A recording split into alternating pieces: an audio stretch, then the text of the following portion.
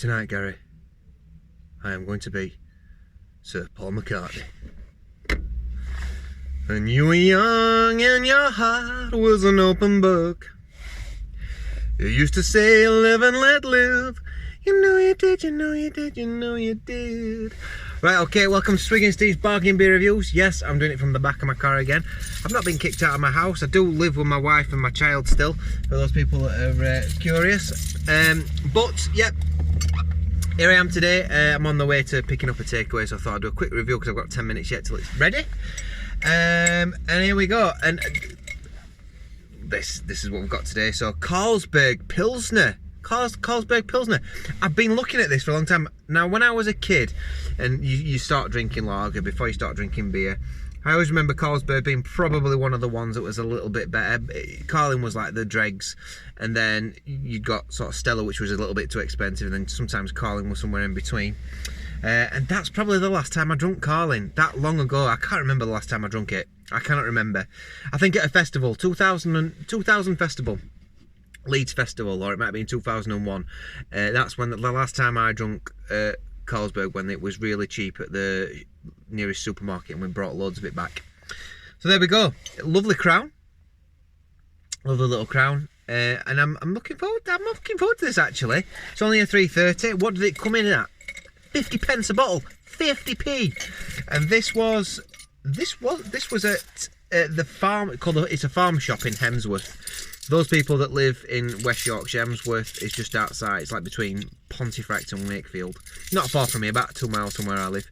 And there's a farm shop there, which is a little bit like Job Lot for people that live in Rotherham. But it has like a little farm attached to it.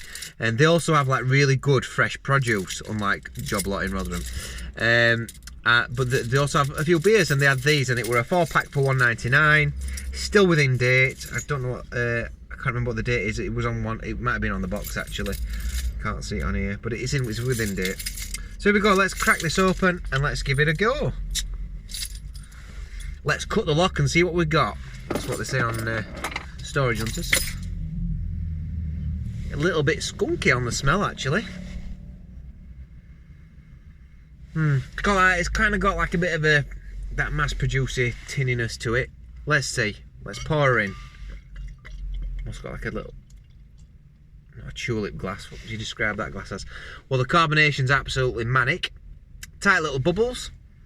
You've got a couple of fingers with a frothy head. You are getting like a salad leafy freshness from it, which you do from Pilsners. But it has kind of got that cardboardy quality to it. It's still got that cardboardy, like that cheapness you get from these mass-produced lagers. It's like... It's almost like a savoury smell. It reminds me of like... Tell you what it reminds me of? Like stew. When you smell stew meat and it's got loads of bay leaves in it. It's got that sort of like... It's like, oh, there's too many bay leaves in.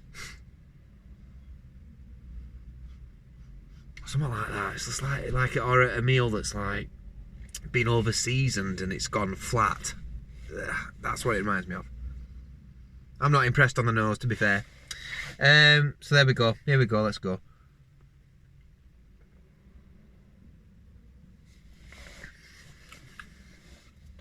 Better on the mouth. Combination's not too bad actually. It's got like a saltiness to it. This beer, a little bit of a saltiness. Makes you want to keep going back.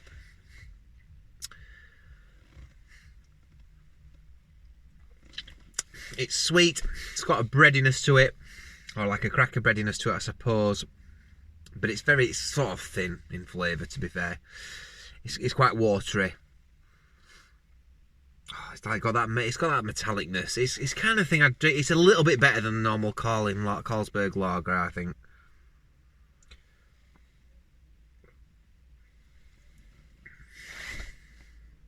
Now I'm drinking this not fridge cold, but it's not far off. It's been it back at car. You need to drink this really cold. If I compare it to other lagers that I like that are on the shelves, I really like or other Pilsners. So the Pilsner Urquell and the Budweiser Pilsner.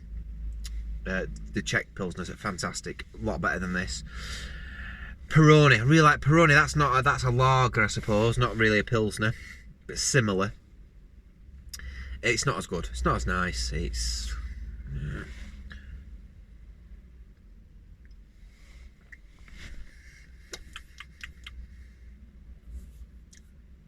not undrinkable though. It's not undrinkable.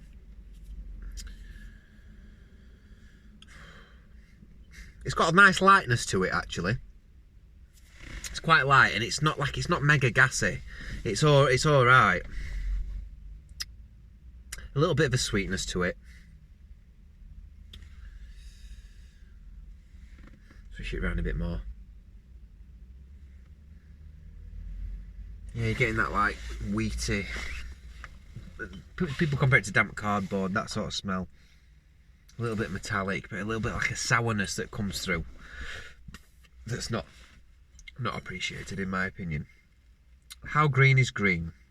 We wondered, is our green ink really green enough? To help make sure it is, the green ink on our Pilsner bottle labels is cradle to cradle certified. Cradle to cradle certified, whatever that means. Silver ink, made using renewable energy. Right, okay. Yeah, well, Carlsberg Danish, aren't they? So they're all very pro save the world in those countries, in Denmark, Netherlands, Belgium.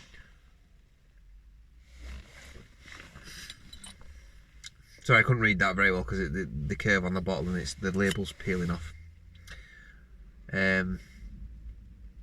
Probably the best beer in the world. Who's decided that? Who's decided that it's probably the best beer in the world? That's what I want to know. And they can get away with it, can't they? Big beers like that with silly throwaway comments like probably the best beer in the world. It's like when Budweiser calls itself the king of beers, and you just think, why? Just because it sells a lot, I guess. It sells a lot, so it's the king of beers, and it's like, well, if selling art is being a king, it makes kings look very. I can't think of a word. Sorry, it's that time of night. It's that time of night, I'm afraid. Danish people brew using Danish recipe and yeast ingredients: water, malted barley, hops, hop oil. God, it's like it's only a bloody lager, for God's sake. Why use hop oil? Just use proper hops. And that's maybe where it comes from. This horrible sort of artificial flavour. It's not like they're using Galaxy hops or Citra hops or, you know, Centennial hops or Mosaic hops in this lager. They're just using some basic hops. Probably maybe the noble hop may be in there. Well, it won't be in there. The hop oil's in there. It reminds me, like Aldi do a lot of beers and they put the hop oil in, and you can just tell it just tastes a bit cheap and a bit sort of nasty actually. I mean, I've drunk this. Listen, I've gone through all that. What would I give this? What would I give it? What would I give it? Let's have one more last gulp.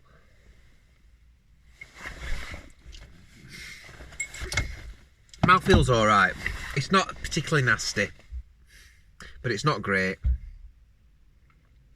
I could probably have a pint of that cold and quite enjoy it on a hot day. But then after that, I'd be like, you're left with this sort of like a bit of a sicky taste in your mouth actually. It's like, yeah, just a cheap, mass-produced nothingness that's got this like it's like damp wet cardboard, if you want to describe it like that. That's what it has been described by other beer reviewers, and then that's kind of what it is. But it's not undrinkable at the same time. And if I was really thirsty and I was absolutely gagging for a pint, and there was Carlin, and then there was another lager or John Smith's or something that's equally as tepid, shall we say. I would probably go for that. I'd say, yeah, why not? I'll have a Carlsberg Pilsner. They're clever how they marketed it, because it's almost like, by calling it Carlsberg Pilsner, it's like upmarket from a lager, and it's giving it like a sort of, making it a little bit slightly more prestigious as a beer, possibly, by just slapping Pilsner on there. And it is just marginally better. What am I going to give it? Is it okay? Or is it drinkable? I think it's drinkable. And if it's drinkable, then it's a 5 point something. But it's kind of maybe the top end of drinkable. So, but I'll give it a 5.7. A 5.7 out of 10. Would I buy this again that cheap? I probably would, yeah, 50p a bottle. Yeah, I probably would. I'd shove them in the fridge and I'd dish them out at parties. Would I do it for myself? No. I just think, I don't like to drink too much. I'm conscious about my weight anyway at the moment, and I'm trying to lose weight. And I'm trying to concentrate on what I put in my body a little bit at the moment. I'm getting to that point in my life where I think, you know, I've had relatives that have had cancer and all this sort of stuff, and I just think, if I'm going to drink beer, I'm going to drink something that's nice, and I'm going to drink something that I can savour maybe, or just something that's, I can tell is brewed with quality. But at the same time, it doesn't mean I'm going to go out there and spend thousands. I'm going to spend tens of pounds, or whatever on beers from bottle shops. I'm not saying I wouldn't do that, because every now and again I do treat myself to bottle shop beers, but I would get the more upend market of the supermarket beers. I've waffled a little bit there, I've gone on a bit, and I'm sorry about that. And it's late at night, so I do stumble on my words quite a lot. But what I will say is that, yeah, I would at that price, I would get it again. Would I get it at supermarket prices? No way. There's other. I would rather spend a little bit more and get a Helles beer by Camden, their Helles beer, or I'd go for the other Pilsners on the shelf, like the Budweiser Czech beer. I'm thinking of another lager I had recently that I quite liked. I can't think about it. I'm quite into my dry hop lagers at the moment, to be honest with you. Anyway, I'm digress. So 5.7 out of 10. Tell me what you think about Carlsberg and what you think about this beer. There we go, and I'll see you next time.